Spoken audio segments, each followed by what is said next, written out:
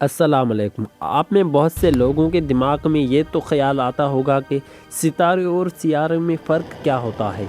سنتے ہیں سائنس کے ماہر و ٹیکنالوجی ڈاکٹر محمد حفیظ الحسن کی لکھی ہوئی تحریر سے۔ ستارہ دراصل ہائیڈروجن اور ہیلیم گیس کے بنتے ہیں۔ ایک عمومی ستارے میں ہائیڈروجن کے 2 ایٹم مل کر ہیلیم کا ایک ایٹم بناتے ہیں اور اس عمل کو فیوژن کہتے ہیں۔ اس عمل کے تحت کچھ مادہ توانائی میں تبدیل ہوتا ہے۔ یہ توانائی روشنی اور تابکار کی صورت میں ستاروں سے نکلتی ہے۔ ستارے دراصل روشن ہوتے ہیں۔ ان کی اپنی روشنی ہوتی ہے جو فیوژن کے عمل سے پیدا کرتے ہیں۔ سورج ایک ستارہ ہے۔ کائنات میں اور ہماری کہکشاں ملکی وے میں سورج سے لاکھوں گنا بڑے ستارے بھی موجود ہیں۔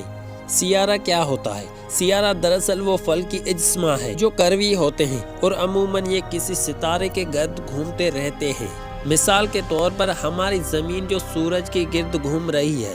سیاروں کی اپنی روشنی نہیں ہوتی کیونکہ ان میں ستاروں کی طرح فیوژن کا عمل نہیں ہوتا ہے۔ سیارے اپنے ستارے جن کے گرد وہ گھومتے ہیں ان کی روشنی کو منعکس کر لیتے ہیں۔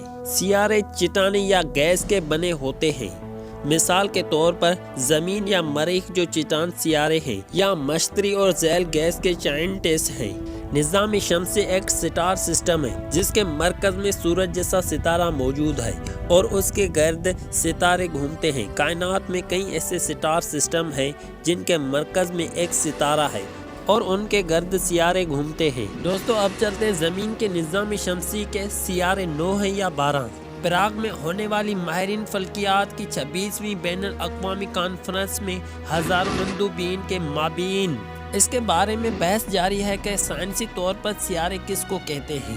اگر ماہرین نے سیاروں کی نئی سائنسی تعریف پر اتفاق کر لیا تو زمین کے نظام شمسی میں موجود سیاروں کی تعداد 9 سے بڑھ کر 12 ہو جائے گی۔ یہ امکان کافی زیادہ ہے کہ زمین کے نظام شمسی میں آئندہ غالباً کم سے کم 3 نئے سیاروں کا اضافہ ہو سکتا ہے۔ اسی بارے میں چیک جمہوریہ کے دارالحکومت پراگ میں 14 اگست سے شروع ہو کر 25 اگست تک جاری رہنے والی بین الاقوامی فلکیاتی یونین کے 26ویں انٹرنیشنل کانفرنس کے متعین کا کہنا ہے کہ 75 ملکوں کے تقریباً 600 ماہرین فلکیات کے مابین ایک فلکیاتی جسم کے طور پر کسی سیارے کی نئی سائنسی تعریف پر عمل نوعیت کی تفصیلی بحث مسلسل جاری ہے۔ اگر سیارے کی نئی تعریف پر اتفاق رائے ہو گیا تو زمین کے نظام شمسی میں شامل سیاروں کی کل تعداد 9 سے بڑھ کر کم سے کم 12 ہو جائے گی۔ اس موضوع پر کسی اجتماعی نتیجے تک پہنچنے کے لیے ماہرین کے پاس اگلے ہفتے جمعے کے روز کا وقت ہے۔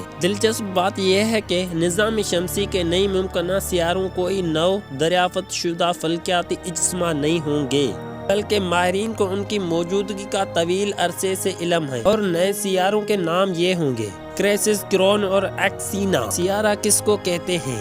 اگر اس سوال کا ایک نیا سائنسی جواب تلاش کر لیا گیا تو بہت سے فلکیاتی اجسام کو سیارے قرار دے دیا جائے گا، مگر ان میں سے زمین کے نظام شمسی کے حصے کو طور پر سورج کے گرد چکر لگانے والے اجسام یا نئے سیاروں کی تعداد صرف 3 ہوگی۔ 1919 میں قائم ہونے والی تنظیم بین الاقوامی فلکیاتی یونین IAU کے موجودہ صدر رون ایکر کا کہنا ہے کہ اس تنظیم کے ایک کمیٹی تحقیق کمیٹی نے 2 سال محنت کے بعد اب یہ تجویز پیش کی ہے کہ 12 فلکیاتی اجسام کو جو روایتی سیارے تو نہیں ہیں مگر سیاروں جیسے ہیں باقاعدہ سیارے قرار دیا جائے، اور ان اجسام کو ابھی تک امیدوار سیاروں کا نام دیا جا رہا ہے۔ ان میں سے چند ایک زمین سے 15 بلین کلومیٹر کی دوری پر واقع ہے۔ چیک جمہوریہ میں 76ویں بین الاقوامی فلکیاتی کانفرنس کے متعین کہتے ہیں کہ اگر سیاروں کی نئی سائنسی تعریف پر اتفاق ہو گیا تو دنیا بھر کے جملہ زبانوں میں چھپنے والے تمام فلکیاتی نصابی کتابوں میں ترمیم کی جائے گی۔ اس کے علاوہ زمین کے نظام شمسی کے ارکان کی تعداد اگر 12 ہو گئی تو سورج کے گرد گھومنے والے سیاروں کے طور پر اگر ان اجسام کی ترتیب بھی بدل جائے گی۔ مثال کے طور پر اگر مریخ کے بعد مشتری کا نام آتا ہے تو پھر مریخ کے بعد مشتری سے پہلے ریس کا نام آئے گا۔ آج کے لیے اتنا ہی۔ اگر آپ کو ہماری ویڈیو اچھی لگی ہو تو ہماری ویڈیو کو لائک اور چینل کو سبسکرائب ضرور کر دیجیے تاکہ ہماری نئی سے نئی بہترین ویڈیو آپ تک بر وقت ضرور پہنچ سکے۔ خدا حافظ۔